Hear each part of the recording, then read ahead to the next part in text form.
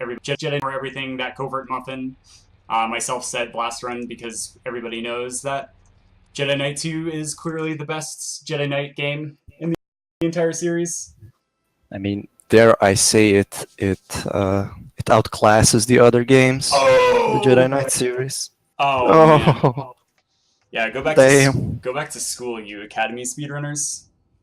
All right. Anyways, that being said, the run's going to start off pretty quick. There are some pretty insane tricks right from the get-go. So quick introduction, this is Star Wars Jedi 2 Jedi Outcast. It's the second to last game in the series. Basically, the movements can be very similar to the last run, where we'll be using strafe jumping to build a lot of speed. However, we can pretty much jump anywhere. We don't have to worry about elevation boosting. Yeah, we're not limited in this game with our strafe jumping. We don't get slowed down if we stay on the same height. Yeah, exactly. Oh, okay. All right. Yeah, just let me know, Shadox. I have your chat open. That being said, timing's going to start right in a moment. Okay. Timing starts in 3, 2, 1, go. All right. So right from the get-go, what I just did there was I sort of jumped up to a place I shouldn't have been going. However, I had to make sure that I shot a pistol shot there, not just because this is shots fired marathon, but more importantly is to aggro that Imperial officer. In this window here, because the Imperials forgot to install, just crouch climb through that tiny little hole, and that actually skips a large portion of the level. That being said, though, in Outcast, it's going to feature a lot of indoor levels.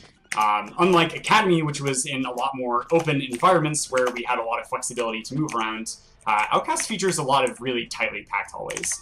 But here, normally, I'm supposed to run around this level and get a code sequence, but because I have memorized, I can just enter the code without having to travel through. Yeah, so with the kind of tighter levels, despite the mechanics being so similar, it kind of emphasizes different skills, actually, you know, in the movement itself. Yeah, exactly. Like, I actually run with a lower sensitivity in Outcasts than I do in Academy, because there's a lot more tightly packed hallways and really subtle angle adjustments that you have to make. Nice. Like that jump right there. And then this hallway where I'm going to jump through this door. Nice. That being said, though, unlike in Academy where we start with a lightsaber, we actually don't get a lightsaber right off the bat. But here's a really cool trick if I get it. I kind of got it. So there, if you back roll at a really precise time, you can actually back roll through that hole, which is a little bit faster than crouch walking, and that saves a little bit of time. And also, reverse door crouchies are OP. But coming up here, we're going to show off how broken quick save and quick load can be. Yeah, there we go. I got it. So by quick saving and quick loading, I both can do things like dialogue skipping, as you saw in the last game, but I also can end up getting past some like triggers as well, where that door is supposed to start at the end of the dialogue. I can actually just quick save and quick load and open it up before some trip lines activate. That being said, one of the things that the game developers definitely did not intend for us to do was to build a lot.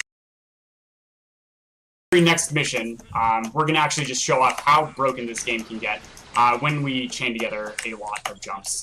That being said, do you want to talk about sort of Artist Mine and the cycle? Yeah, Artist Mine is actually from the very start of the level. It's immediately on a cycle, so there are certain mining carts making rounds throughout the level, and you're supposed to catch one of these, and well, the level is almost very neatly routed right now, so that you have time to even get some extra items if you want to. Yeah.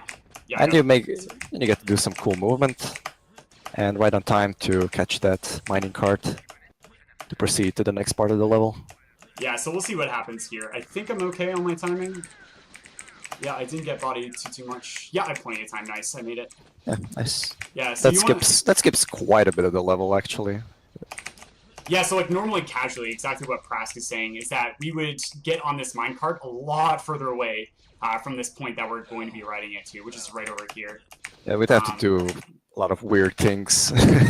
Yeah. Yeah, exactly. But in here is like a perfect example of Outcast movement. Oh boy, where I'm trying not to get bodied out by those mine critters. And as you saw, when I get stuck in front of the mine critters, it can be really hard to maintain my speed. But there I worked a little bit more cleanly through them, so I was able to save a lot of time. So a huge difference between like mid-tier and top-tier times, especially on the leaderboards, is that their movement is so clean and just so proficient at consistently moving past those things that they save a ton of time. And that's why Outcast is like a far superior speed game to Academy. Of course. Here's a nice little tricky crouch climb. Nice, got a second try. That can save a little bit of time. But earlier in the level, I actually picked up a bunch of these trip mines. That's going to allow me to try and kill off these guys. Looks like I missed one of the trip mine placements, or just had bad RNG. But here's another situation where just by building tons of speed in a jump chain, I'm able to get to this elevator before it's actually able to start riding up. If I had missed that, I would have had to wait for the elevator to ride back down, and it has something like a ton of stormtroopers on it. So you both have to deal with the stormtroopers and wait. What? Okay. Wait, can you actually open up the can you open up the Twitch stream and see if the stream's going? That being said, because Shedex sent me a message saying ready whenever. I think it's all good. Okay. Alright, sweet. So here in Artist Detention, on these stairs, the movement's actually really tricky and really precise. I can continue to get strafe jump chains as I'm heading up the stairs. But that being said, the faster I'm traveling up these stairs, the faster I have to press the spacebar. So if I ended up just mashing the spacebar, I wouldn't have been able to get up the stairs very quickly at all. So it's a cool little... Yeah, it's a very difficult kind of tempo to learn. I don't got it, really. I don't really get it. Yeah, exactly. Sometimes you get it almost perfectly, but other times it's just so difficult. But there is some kind of a tempo to it that you can learn. Yeah, exactly. And so also in Outcast, something that's slightly different is the levels actually tend to be a little bit longer. And so in Academy, you don't really have that much downtime because the levels start and begin really, really fast. And you usually skip the parts that you would wait through. But in Outcast, the levels are a lot longer, and there's a bit more downtime. So the run ends up being a bit longer. Yeah, and Detention, this level it's called Detention, is a monster of a level. Yeah. So honestly, it's honestly terrible. I almost got the crouch jump, but I got the backup. Damn. Yeah. So do you want to talk about back to tanks and this wind tunnel? Yeah. Back to packs are portable health packs we can collect throughout the levels, and then we stack them to the previous levels. We can carry up to 5 of them, and there is a kind of a wind tunnel that we're supposed to descend. You're supposed to activate it, and you wouldn't take fall damage, but we skipped activating it because that's normally faster. So we have to use all of these back to tanks to survive. Yeah, exactly. And so something that's really cool in Outcast is that a lot of your inventory actually ports between levels. So even when my health and weapons even get reset, as well as ammo, I'll still be able to hold on to some things. And that's going to play a huge part in skipping huge portions of levels when we start picking up another item known as Seeker Drones. That being said, Bactas also transfer through it as a safety, and then also allows us to do tricks like that. Which is really cool. Yeah, there are a couple of tricks that are out there where you end up with really, really low health, and the Bacta is pretty important. Yeah, exactly. We're coming up to the boring part. Yeah, this is the first kind of auto-scroller-ish portion of the run. But there, what I was doing is I was laying down trip mines and jetpacks as I was heading through to try and kill off as many of these stormtroopers and Imperial officers as I could.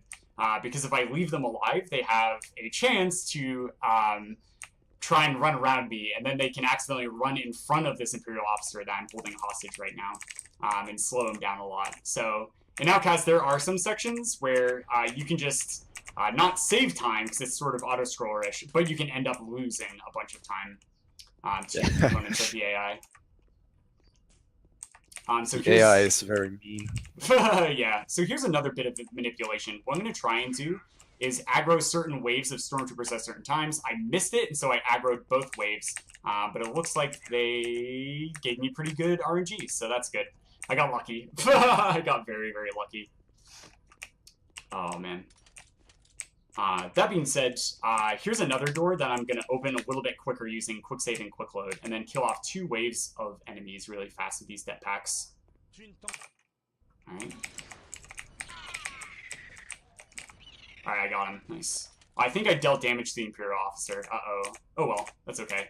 So the goal here is to have the Imperial Officer at full health, which I think I failed. If I didn't, and if he has full health, after he hits this next checkpoint, I'm going to lay down a trip mine.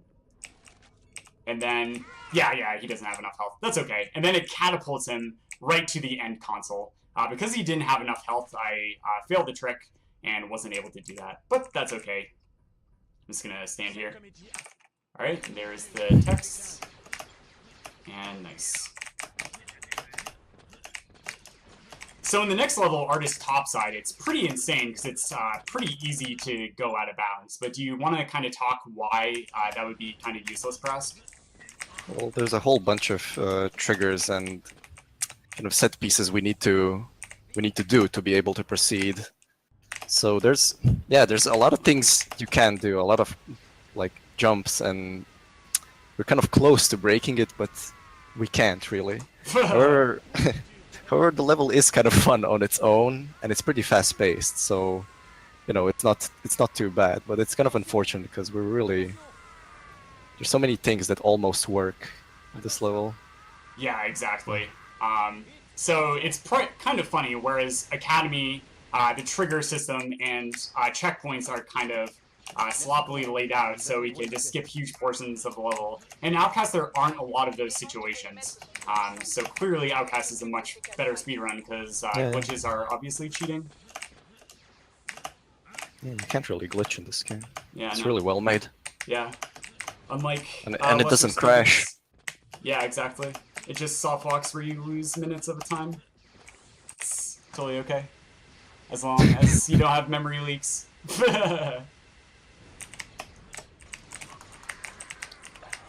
So there was an ATST that I actually killed off a little bit early because it's part of the primary objective. And then I'm going to travel through here, trying to go as quickly as I can. Oh, nice. Good RNG on that. I didn't actually hear if the console went off because my game sound is low. That's okay. I just went back to be safe. There we go. So that console is really important because I'm going to be riding these elevators up and then destroying some anti-air cannons. And if I hadn't hit that switch, then they would be invulnerable. Anti-air cannons? Yeah. You mean nipple guns, right? Yeah, exactly. Because that worked out well for Hoth. Ooh. Rip the rebels. Yeah, nice. Anyways, do you want to give a little bit of backstory and tell what the special name of? This is some kind of a Kowakian monkey lizard. He is the big bad of this game. Yep. And I hear he steals our waifu, so we're gonna have our revenge. Yep. Exactly. That's pretty much it. Yeah. So basically the entire well-developed storyline, it's not just you doing a bunch of random side missions that have nothing to do with the plot line, but instead it's just you chasing around a giant, overgrown Kowakian monkey lizard that stole our waifu. It's a well-crafted revenge story. Yeah, exactly. It's super telling. I actually cried the first time I beat it casually. Same. That being said, we are now in the temple, confronting Luke Skywalker. And so there, I just entered a cutscene after you regain vision. Apologies for the silliness of OBS. And this is going to allow me to save a few seconds, because if I had just skipped the cutscene, I would have spawned a little bit further away. So there's going to be a lot of cutscene entering, just like you saw in Jedi Knight Academy. But upcoming here is going to be one of the more intense levels, which is going to be Yavin Trial. And Yavin Trial has you regaining your force powers as you walk through. It also features probably the hardest skip in the entire game. So do you want to sort of talk about all the things about lightsaber skip? Yeah, so lightsaber skip Yeah, the best skip in the game. So at one point you're supposed to see the cage of your, what it contains your lightsaber. It's kind of a teaser, you know, for what's coming. But you can actually, the cage is supposed to escape, kind of. You can get stuck on the cage itself, and then for some reason you can force it open. And then you just ride the cage to the final puzzle of the level, and you get your lightsaber from it. Yeah. And exactly. briefly, that's it. Yeah, so we're actually skipping getting forced jump here, and doing some puzzles. Holy shit, I got it first try. Wow, nice. Yeah, that's really insane. So now that I'm on the ledge, I'm going to slowly back away from the ledge, which allows me to allow the cage to travel upwards, because it's not actually attached to the platform itself. But getting that skip first try in a marathon is actually kind of insane. Even getting that first try in any run is insane, honestly. Yeah. And so now we are on NS Streets. In NS Streets, we now have a couple of force powers, but once again, more importantly, it's going to be force jump that saves the day. So here I'm going to enter this cutscene as I'm talking to the bartender, because normally in a casual playthrough, you have to like fight through a bunch of enemies and hit a switch in order to unlock the door to go outside. But because I'm in the cutscene, not only is the door unlocked, but I also have access to my primary force powers. That's going to allow me to do a crazy skip, which you just saw there, which looked easy, but is actually very easy to mess up. But coming up here, I'm going to try the segmented strat once, and then I'll just do the normal dumpster dive. Oh boy. Okay, so I'm going to focus. And first try, take a bath. Holy shit. Wow. Well done, dude. Nice. So there is a much easier jump you can do where you use a slow boost off of a window frame and even jumping on the Rodian to get a little extra height. But doing that jump and getting it first try saves about like 5 seconds or so over that. Yeah, I mean, both of these jumps are difficult, but that variant is really, really difficult. Yeah, it's only because of like spending 1,000 hours doing academy stuff that I'm like really comfortable with that. This is really crazy. Okay, so here's one of the less glamorous skips, because we're in a big like garbage yard, but also throwing my lightsaber there to blow up that explosive canister saves a good bit of time, which is kind of insane. But that being said, we now have Force Jump 2. So in Academy, you kind of have to get stuck with Force Jump 1. But now, because I have Force Jump 2, I can do really crazy jump sequences like that. And you don't sort of have to sit on your hands and fall asleep during an Academy speedrun because you only have Force Jump 1. I'm sorry, Saji, that JK is so boring. Oops, need that. Awesome.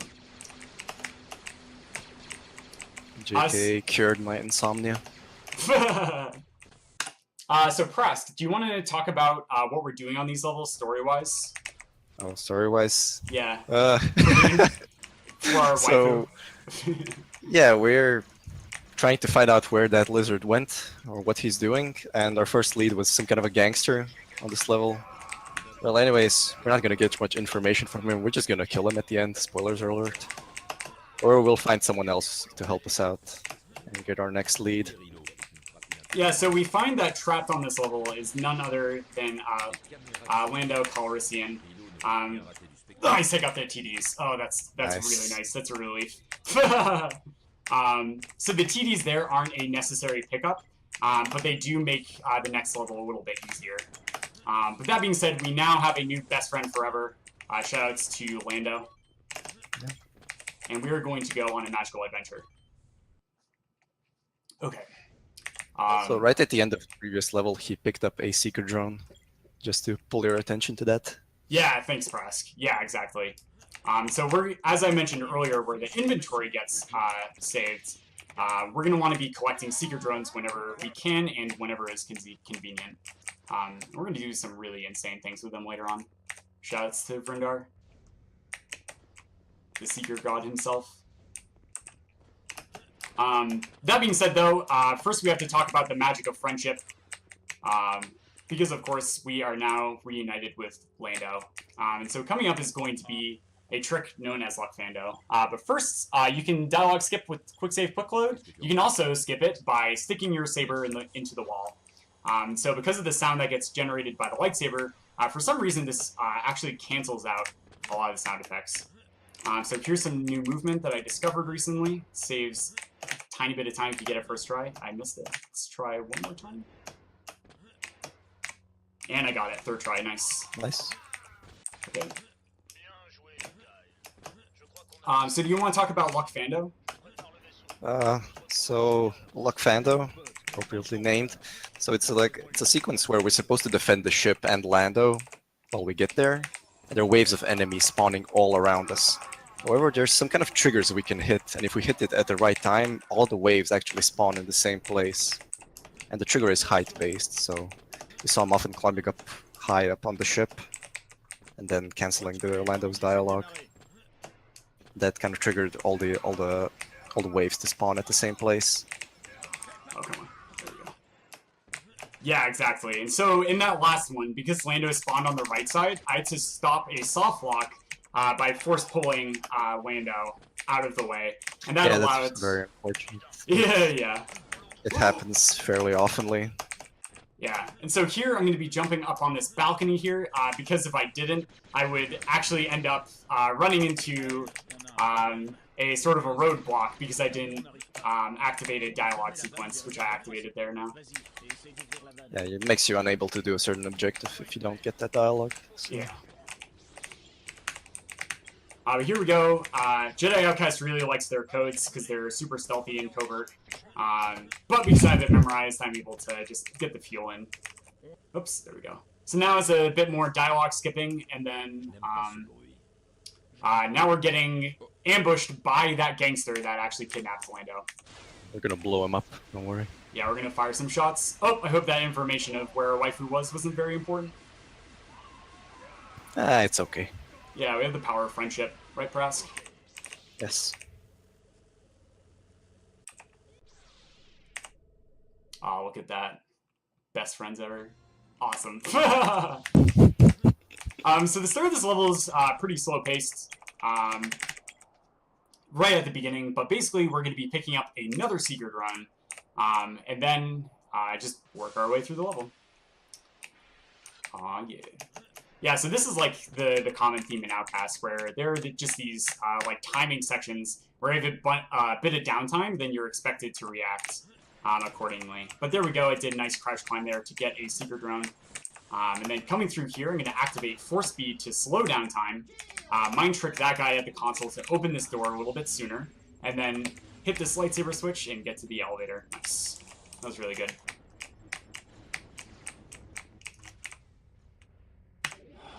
Nice. That being said, for advanced force powers, we do get things like Mind Trick and Force Lightning and stuff. They're really actually not useful for the speedrun at all, because Lightning is only really good once you get Lightning 3, and you don't get that for a while in this game, which is really too bad. That's okay, it's still better than Academy. Of course. I mean, natural progression of force powers makes way more sense, you know, lore-wise. Yeah, like, absolutely. I can't get invested in Academy if I can just pick my force powers. It's just dumb. Yeah, who would ever want to play a game where the lore was not solid and constantly changing? I mean, if that were to happen, I would just probably scrap everything that was considered canon and start fresh. Oh, wait. Yeah, I mean... oh, no. That actually happened. So there we go. I'm gonna... I missed it. That's fine. I'm gonna kill off some of those enemies there. That's okay, because I'm gonna heal up to full on next level. And this is going to introduce the first real RNG portion of the run, kind of. Oh, okay, good RNG. The first one is off. Second one hasn't started yet. But basically, when I cross the trigger, oh, it's bad RNG. When I cross the trigger, these wind currents at each of these platforms spawn in a random pattern. And so the timings on them can either line up succinctly, and you'll go really fast through this section, or they'll just take forever. But coming up here is going to be the first introduction to an epic lightsaber confrontation. Like, there's this really amazing cutscene here to build tension. Wait, what am I doing? That's not a lightsaber. What is the... Oh. Oh! Whoops. Okay. Awesome. So there what I did was I just laid down a bunch of TDs in order to kill that guy a little bit quicker than the game sort of intends us. And there was the second epic lightsaber confrontation the game introduces you to.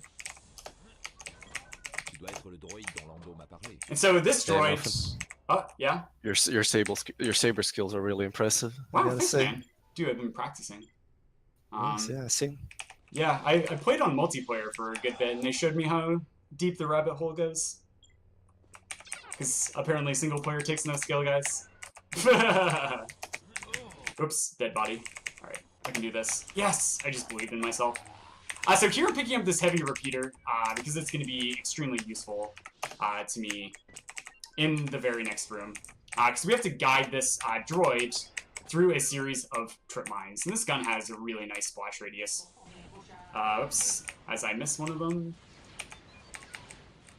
So basically I'm just going to be force pushing this droid through to speed things up a little bit. And then firing some shots the rest of the way. That's pretty good. See how RNG is. Oh, it was not very good, but I still got through. So coming up here, usually your max height is determined when you start your jump. With that being said, I'm going to be using force pull mid-air to pull this guy up. Nice, second try. And then jumping off of his body in order to be able to get some extra height. And then here is a really difficult jump that I got first try. And here is the first secret drone. Yeah, exactly. So basically, for the secret drone skip, I spawn that tiny little metal sphere under my body, and then when I do that, I'm able to jump off of it, and then it chooses a direction to move in, and then it's going to try and travel upwards above my body to get to that spot as quickly as possible. But if I react fast enough, I'm able to jump on it the second time, and then it has a pretty obvious pattern that it likes to use. Yeah, there's a random component at the start when you spawn the secret drone, but after that it starts moving in a circular pattern around Kyle, so you can anticipate its position every time. Yeah, exactly. And so you're going to see one more really short secret drone skip. I got a little bit of bad RNG. There we go, I got past them. Nice. So here I'm going to crouch climb. Nice, good timing on that. So there I'm just firing shots whenever I can in order to be able to mitigate some RNG while I'm traveling back through that hallway. But that being said, do you want to explain why we have blue style here, Prask? So we glitched the blue style right as we picked up our saber. I'm not gonna bother explaining how, but anyways, it's very appropriate for this fight. So we're fighting Desan's apprentice. Well, I mean the lizard apprentice. And here's a very cool strat that Muffin himself figured out when we asked him if he could use his great lightsaber skills to figure out this fight for us. Yeah, so I looked into the soul of the red lightsaber, and then it spoke to me, and I realized that a backwards blue style special maneuver actually is a one-shot kill on her each time. But right now I'm actually in this cutscene struggling with these jumps because they're really hard. And I'm in this cutscene in order to mitigate a bunch of aggro triggers on these stormtroopers. There we go. Oh no, I missed the last one. There we go. Okay, that's okay. I'm not surprised I struggled there. So normally in a run, you definitely want to get those first try, but getting that quickly is still really nice. Anyways, coming up into this next area, I'm going to be traveling through really quick. We're going to be introduced to Shia LaBeouf, who is right here. So basically, I'm going to force push him in order to stop him from getting into my way. But he can actually chase you through, because he's a superstar serial killer. But he didn't. Shia surprised us that time. But coming up here, what I'm going to do is I'm actually going to quick save right here and then touch this door, which is going to activate an elevator trigger. Yep, and I got bodied, so I'll quick load back. Nice, I didn't get bodied that time. Alright, I'm going to hit the switch to open the door. And the reason why I'm doing this is these elevators are going to be on a very specific cycle. when I'm traveling through. So I have to move really quickly to this point. And then here's another insanely difficult TD skip, which I got first try. That is really hype. That is really awesome. Nice, dude. Yeah, and then I'm going to be falling down immediately. And because I activated these elevators triggers immediately, they actually start heading downwards a little bit sooner. So because of that, I'm able to get on this descending elevator, which takes me to the end trigger of the level. That saves a good bit of time. Nice, dude. Very nicely done. Yeah, that was really good. So coming up here, I'm going to be mind tricking this Imperial officer, which is required, as normal. So on this guy coming up here, you can actually do a pole jump. I'm not going to do it because if you don't get it first try, it doesn't save any time. And then jumping up here, doing some crouch climbs. Nice. All right. So this is one of the another one of the longer levels in Outcast, which really shows off how this game is just all about trying to mitigate a lot of enemy RNG as you're traveling through. So hitting these switches really fast, going through, collecting some secret drones, and then having really specific jump chains is very important. But here I'm going to, oh boy, mind trick another shotgun trooper as I improvise. And nice! Do another pole jump right there. But yeah, this is really showcasing how a lot of the movement going through levels and stuff is all about trying to get through certain sections as quickly as possible. Nice, and I got the fast door opening. Oops, I missed that down. So I'm going to save. Nice roll there, so you don't die from the trip mines in a really specific spot. And boom. Okay. So here's a tricky jump. And here's Shia LaBeouf's older brother. He's gonna, oh, nope, try and jump up to the elevator, but he's gonna get denied. Nice. That guy always, it's like he gains superpowers when he sees you leaving on that elevator. Yeah, like I wish we could jump that high in these games. Like, come on, Mike Magician. I thought you believed in us. Nice. And so that guy actually got pinned under the elevator, so the elevator was a little bit higher. So I didn't take as much fall damage. So here I'm going to jump forward in order to try and stop these guys from jumping really high, which I did, because we only need to kill 2 of them. And then here's my arch nemesis. Oh, okay, he started moving out a little too soon. Alright, and I got around him. But so the ATST, what it tries to do is after you try and move around it on one side, it will try and intentionally box you out and stop you from moving forward. Here we go, I'm going to quick save, and then use force speed once again to slow down time, and then crouching shrinks my hitbox by a bunch. I'm able to get through that tiny little hole and get to that switch way faster than I really should be able to. That's really insane. Oh my goodness. So do you want to talk about like force jump and force management, Prask? Yeah, alright, so force jump always costs a certain amount of force, so in order to make the movement, especially in this portion of this level, it's very important to get very precise jumps, to use exactly as much force as we need to make a jump. So, and there's some very difficult chains actually, like jump chains in this level that hopefully Muffin is doing well at. Yeah, I'm doing a pretty good job. Okay. Yeah. Well. So that being said, in this level, it's going to showcase 2 really insane tricks right in a row. First, I'm going to use force speed to slow down time again after I get out of this room. And then I'm going to jump on a droid's head and then try and catch a raising platform just in time before it's just barely out of reach. So I'm going to focus while I do this. And then immediately after is going to be a really insane secret drone skip. Nice, first try. So normally you have to travel inside and go all the way around. Then, as I grab this armor really quick, you come out here, and then you have to travel across and go inside of this tower, head all the way to the bottom by riding elevators in order to get a security key, then head all the way up top in order to get a bridge there. And yes, there is indeed a bridge, so you cannot call me crazy. And now it's going to feature me jumping on a tiny little metal sphere a bunch of times in a row. First fucking try, let's go. Take a bath. Oh, you ascended. The secret gods were kind.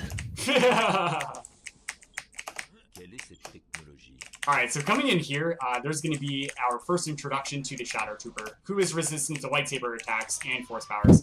However, with one really well-timed force pull, we prove that even though he's wearing a super mechanized future suit, it does not save him from having all of the bones in his body be crushed into a pulp.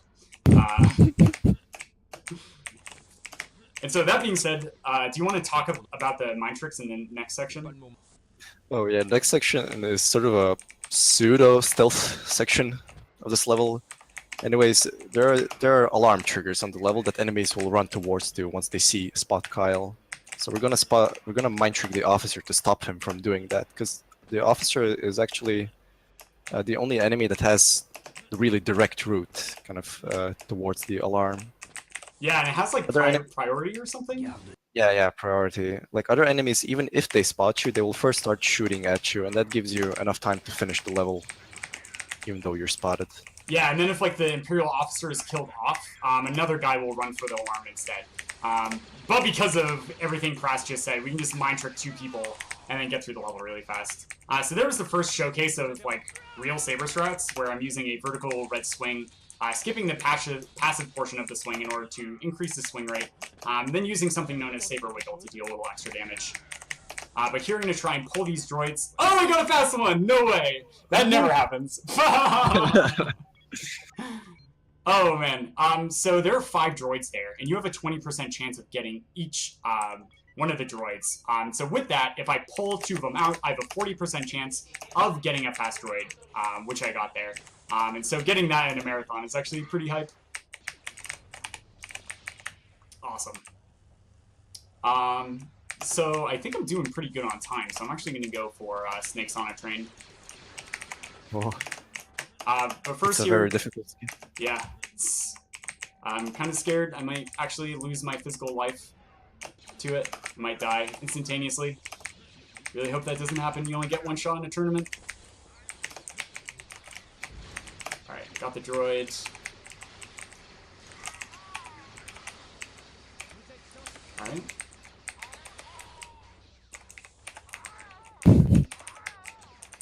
Are you actually doing it? Yeah.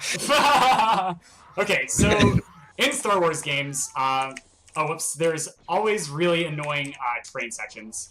And so because of this, of course, it's always going to be best to be skipping these train sections. And so, whoops, that was a little too far. So here I have to get, Stormtrooper in a really precise spot. Oh my god, he died. Nope. Alright, I got it. And so because of this, what I'm going to do is activate the train, wedging that poor Stormtrooper's body into the doorway to stop the door from closing. And then I can just put a bunch of strafe chains together. That being said, though, I have to wait for the door of the train to arrive before that next door actually opens up. So the trick saves no time. It actually costs time to set it up. So that was a really sick time save, man. Really glad I got that. Yeah. Well done. Thanks, It's man. too bad the Stormtrooper died, because Yeah. it's kind of funny. You can see him holding his hands up while he's riding the train. Yeah. We didn't get to see that. Yeah, shoutouts to Sammy Jack, who inspired me to name that trick. So through the section, we're trying to get in touch with Mon Mothma, who's our sugar mama, and we need to warn her of an upcoming Imperial invasion with those Shadow Troopers. So in order to do so, we actually have to dial her phone number, and the only way Imperial Stormtroopers can do that is by doing really insane things on those switches, probably using jetpacks and stuff. So shoutouts to the Imperials for having a really efficient comm system. It's pretty amazing. Alright, here we go. That being said, I'm kind of shy about my sugar mama, so I'm going to ask these guys, can you please give us the room? Okay. Wow, yeah, they all leave, very nicely. That was actually really polite of them. I didn't expect them to do that. Huh, cool. Okay. Awesome. So coming up next, I want some chat participation here, if you guys could help me out. So if you could get ready to type Spaceman in all caps and 1 space in between Spaceman, because space. because I'm about to showcase a trick, which is going to be absolutely crazy and involve outer space. That being said, though, we're going to open up these hangar doors to suck these stormtroopers out into the vacuum of space, because their high-tech helmets and stuff aren't enough to save them from the vacuum of space. However, luckily I wore my cloth pants today. This allows me to breathe in the vacuum of space.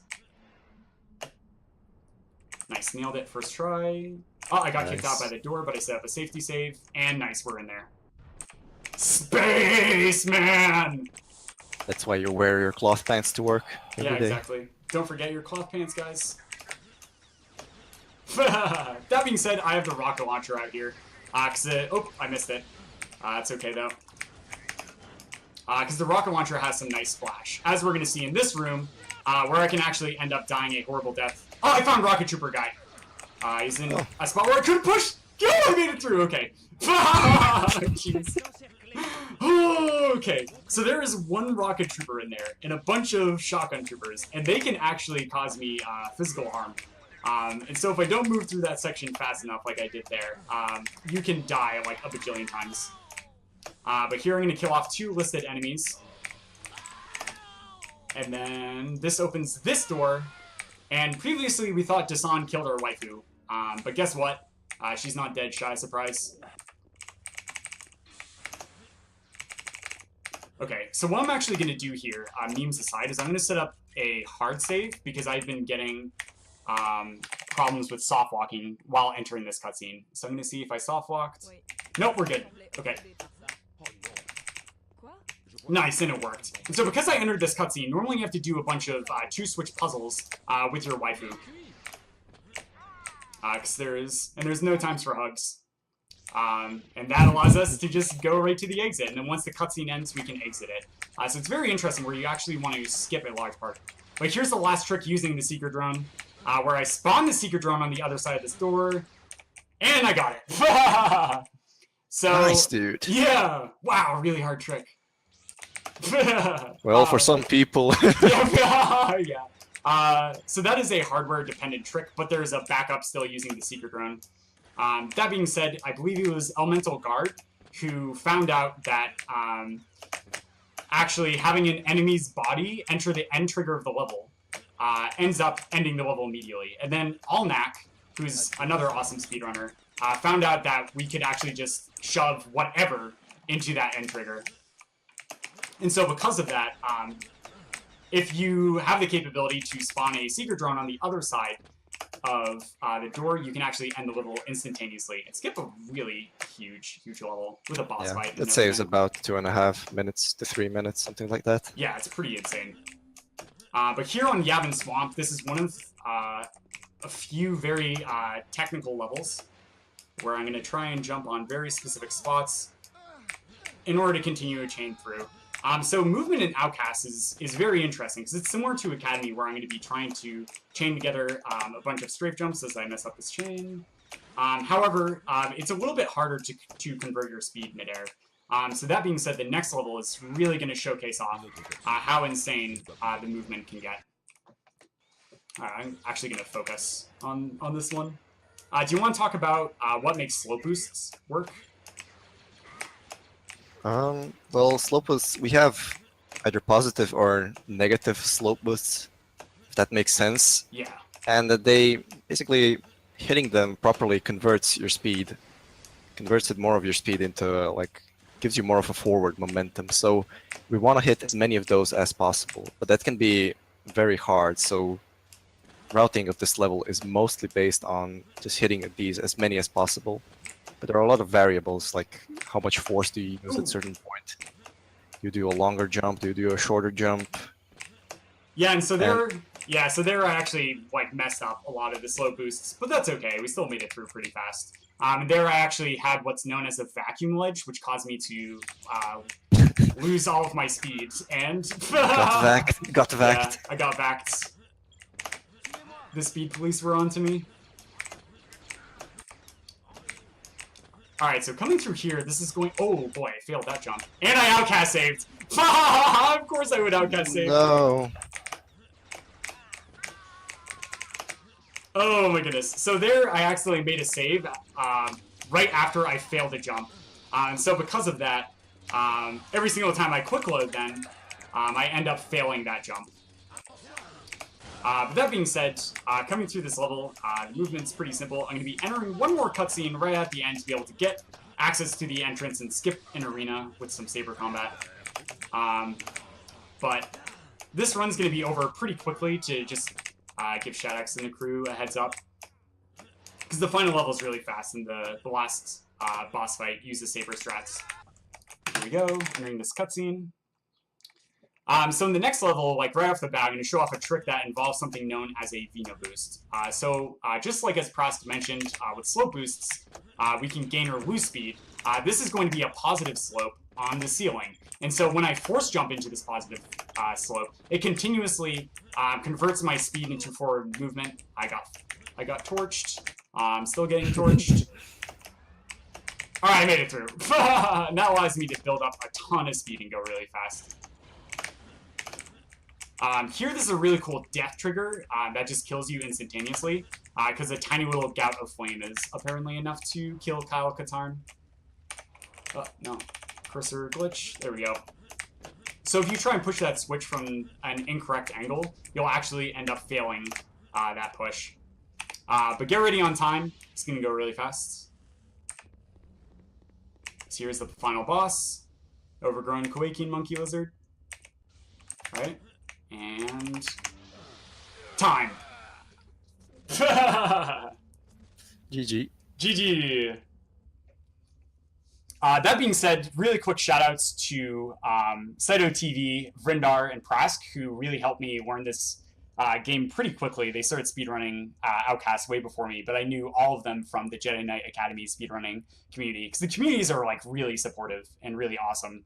And then after I picked up this game, shoutouts also to Kairos and Vrindar for being just gods at this game and being insanely good. So if you thought this was impressive, definitely go to speedrun.com/JK2 and catch the top times on the leaderboard, because there are people that are way better than me at this game. Yeah. Yep. Thank you for having Jedi Outcast once again. Yeah. The shots fired. Yeah, shoutouts to the sick, huge Star Wars block.